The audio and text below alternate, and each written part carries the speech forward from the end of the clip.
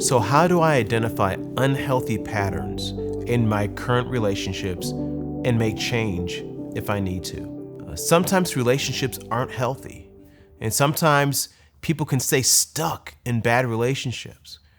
It's interesting. There's a difference between normal and healthy. Many times I'll talk to some of my NFL friends and young guys, and I'll talk about the reality of normal versus healthy using this analogy.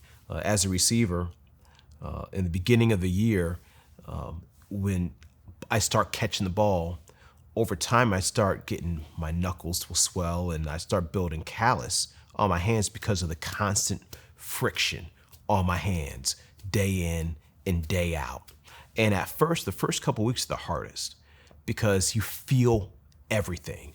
You feel it when your knuckles are swollen. You feel, everything that's just uncomfortable, and you just you have to work it because you can't not practice because my hands are sore. And so you just after a while, you just get used to it. And the swelling doesn't hurt anymore. The callus, you don't feel anymore. It actually just becomes your new normal. And that new normal becomes something that you just tolerate and you just deal with because it's a part of what you do. It's a part of the job. It's just the way it is. And if you're not careful, many times we get stuck thinking that what may be normal, we confuse as actually being healthy. And my hands don't realize until it stops going through all that trauma every day and the callus starts going away and my knuckles start to get to more of a healthy, normal level. I start realizing that there's a difference between what was normal during a season versus what should actually be healthy. Our relationships can be that way sometimes. Sometimes the routines of what we deal with day in and day out, or what you're accustomed to, how you communicate, how they communicate with you, the things that are going on, maybe you're just used to it. And that getting used to it, you get to a point to where you're just numb. And right now, I want you to just take a moment to reflect on, are there things that may be normal, but may not be healthy? And if so, is there a path towards health? And also, will you have the courage to address those relationships to try to get it on track? Now, in doing that, there's usually a couple reasons why people don't move forward or why they stay stuck in bad or unhealthy relationships. The first reason is fear. The question, what will happen if I'm truthful? What will happen if I say what's really on my mind? And that fear sometimes can cause people to get stuck where they are. Or they'll fragilize, which simply means, I think that they can't handle the truth. So I'll just stay where I am. I'll just let it be what it is, because if I speak up, I don't think that they can handle it. Or a lack of power. What's the point? It's not going to change if I say anything. I mean, it is what it is. Or not being open and honest. Sometimes not just with them, but even with myself. And I don't want to hurt them with the truth by being honest.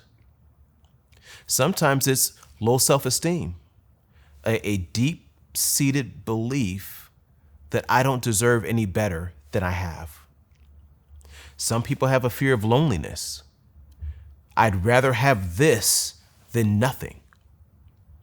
Some people have a fear of change. I don't know what will happen if I make this change. This has been the way we've done things for so long. Some people have a fear of financial instability. If I make this change, what will happen to me financially? How our needs be taken care of? For some, it's shame.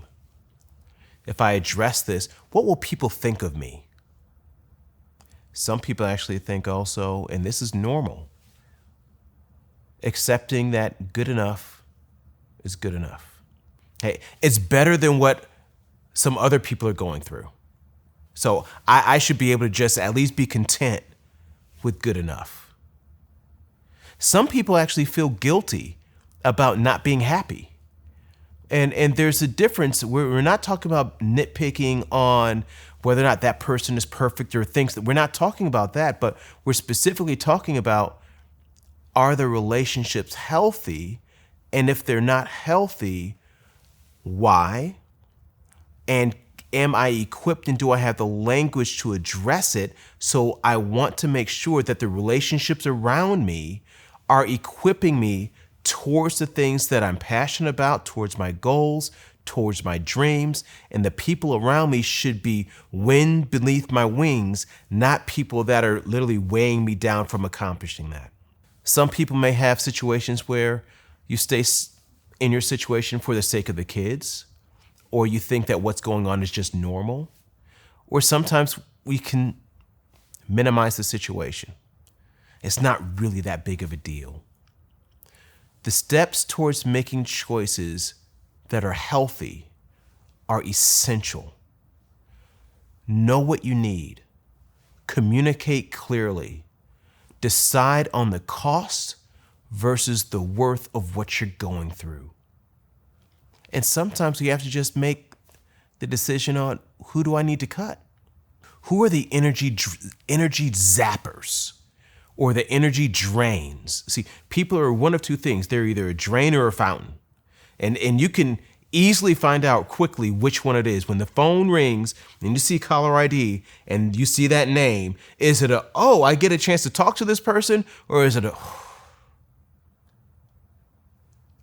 if you have to exhale just by seeing a name, it might be a clue that it might be something you might need to address. And then I've noticed this also. People tend to want to be loyal to what kids say, they're day ones, the people that have known you the longest. I remember you before this, or I knew you when. And I say this to some of our clients and some of the young guys we work with all the time, who got you here may not be equipped to get you there. Now, it doesn't mean that you don't respect the people that are around you. It doesn't mean that you're not thankful for the role that people have played in your life, but people in relationships, sometimes they're seasonal. Not everyone is entitled to have a level of influence to dictate things in your life for your entire life.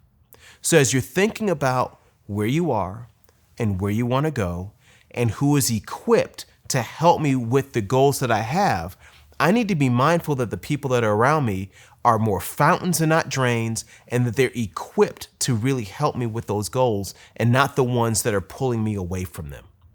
The people that really know me and care about me should also understand what's really important to me, should understand my values, should understand my vision, should understand my goals, and should be the ones that are really pushing me and helping me accomplish those things, and not the other way around.